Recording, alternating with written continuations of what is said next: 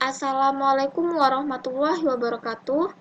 Di sini kami akan mempresentasikan terkait dengan tugas mata kuliah Perdagangan Internasional PAG 1511 dengan dosen pengampu Ibu Dr. Irmayani Nur, SP, MSc.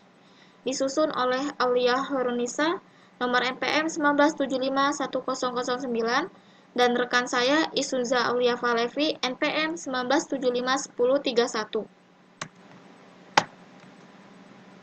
Baik, di sini kami akan mempresentasikan dengan topik yaitu How to be good exporter. Sebelumnya, kita perlu mengetahui terlebih dahulu pengertian dari ekspor. Apa itu ekspor? Ekspor adalah kegiatan mengeluarkan barang dari wilayah Republik Indonesia, baik darat, perairan, udara, serta tempat-tempat tertentu di zona ekonomi eksklusif dan landas kontinen atau yang disebut daerah pabean. Biasanya, proses ekspor dimulai dari adanya penawaran dari suatu pihak yang disertai dengan persetujuan dari pihak lain, melalui sales kontrak proses. Dalam hal ini adalah pihak eksportir dan pihak importir.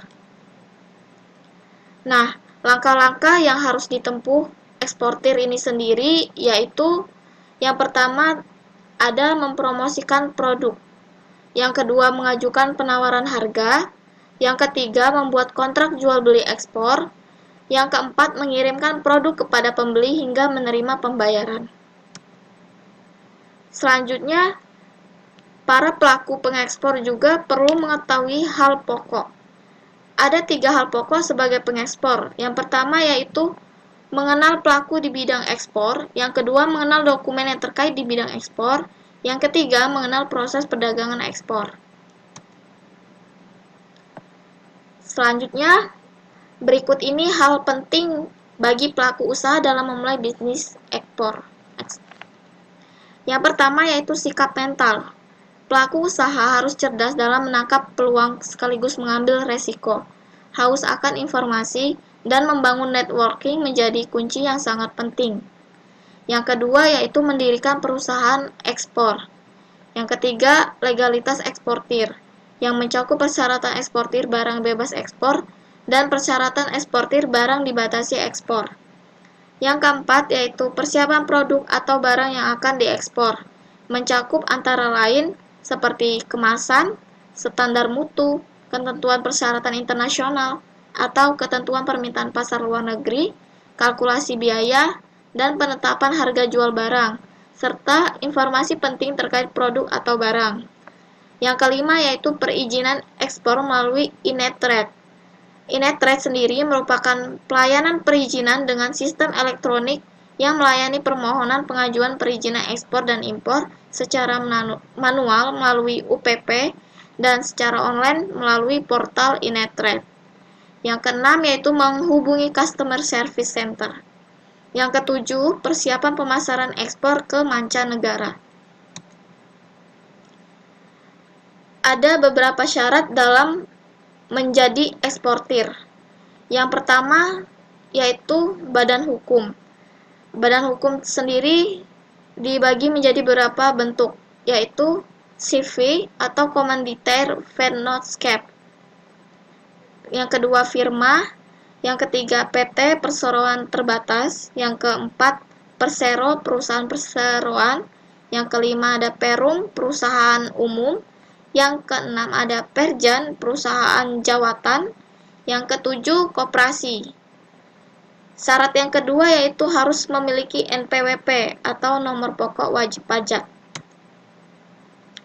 Nah, syarat yang ketiga yaitu perlu mempunyai salah satu izin yang dikeluarkan oleh pemerintah, seperti yang pertama yaitu surat izin usaha perdagangan atau SIU dari Dinas Perdagangan, yang kedua yaitu surat izin industri dari Dinas Perindustrian, yang ketiga yaitu izin usaha penanaman modal dalam negeri atau PMDN atau penanaman modal asing PMA yang dikeluarkan oleh Badan Koordinasi Penanaman Modal atau disingkat dengan BKPM.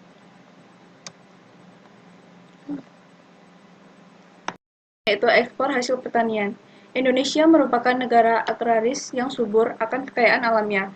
Sebagian besar masyarakatnya bermata pencarian sebagai petani. Namun, ada beberapa produk komoditi yang tidak bisa diserap pasar dalam negeri. Produk yang tidak laku tersebut membuat harganya menjadi murah dan membuat petani menjadi merugi. Untuk mengatasi permasalahan tersebut, para petani dan pelaku usaha untuk mendapatkan menjual produk ke luar negeri atau melakukan ekspor. Berikut ini tahapan dan cara ekspor hasil pertanian. Yang pertama yaitu melakukan riset pasar dan pahami apa yang dibutuhkan. Tahapan cara ekspor hasil pertanian pertama yang harus dilakukan tentu melakukan riset pasar. Coba survei apa saja produk yang dapat diekspor, lalu ketahui jenis produk yang disukai dan dibutuhkan di pasar internasional. Selain itu, ketahui pula apakah produk pertanian yang kalian tawarkan dilarang impor di negara lain. Yang kedua yaitu penawaran produk dengan calon importir. Jika ingin mendapatkan pembeli, tentu saja kita harus melakukan korespondasi bersama importir.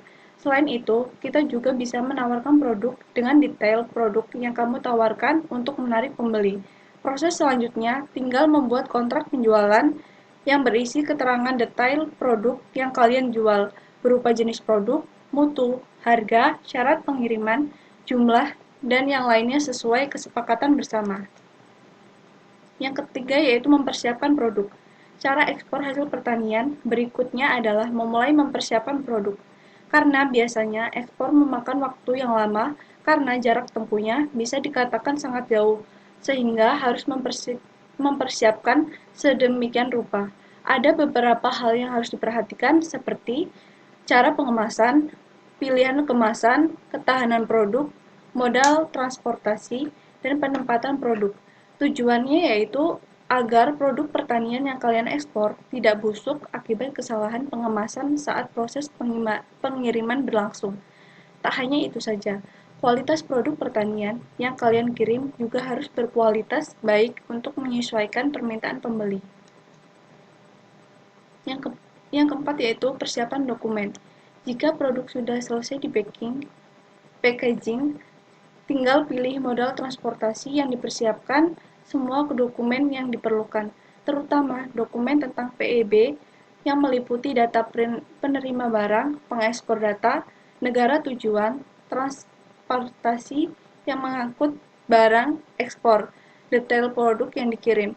Selain itu, lakukan staffing produk pertanian memakai armada transportasi yang sudah dipilih. Jika produk sudah diangkut, kita akan menerima B atau L atau Bill of Lading yang akan digunakan untuk proses pencarian dana Letter of Credit. Sekian presentasi dari kami. Saya akhiri. Wassalamualaikum warahmatullahi wabarakatuh.